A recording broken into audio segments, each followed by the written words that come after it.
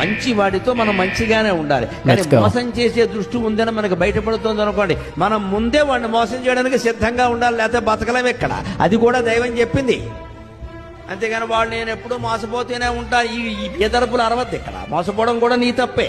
వాడు మోసం చేస్తున్నాడని తెలుసు. అక్కడ చిట్ ఫండ్ కంపెనీ పెట్టాడు, మన దగ్గరికి వచ్చాడు, మీ బావగారు కట్టాడు, మీ బావమరిది కట్టాడు, మీ తోడోళ్ళు కట్టాడని మాట్లాడాడు. మంచిదేనండి, రేపొద్దున కనపడని చెప్పాలి. ఈ ముగ్గురికి ఫోన్లు చేయాలి.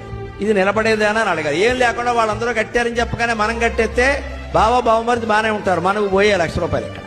అంతేకాదు, మోసం చేయడానికి కూడా ఆలోచించకూడదు. మనం మోసం చేస్తున్నాడు వాడు, అందుకని వాడు మోసాన్ని మోసంతోనే జయించాలి. కలియుగంలో అదే నియమం. అది తెలివి అంటారు దాన్ని. ఆ మాత్రం తెలివి లేకుండా, లౌక్యం లేకుండా అమాయకుల్లా బతకూడదు. అదేమి గొప్పతనం కాదు, అది భక్తి కాదు. అది మంచివాడిని మంచిగానే చూడు, చెడ్డవాడిని చెడ్డగానే చూడు. దూరంగా పెట్టి, కనీసం కొట్టకాల చెట్టకాల దూరం పెట్టే.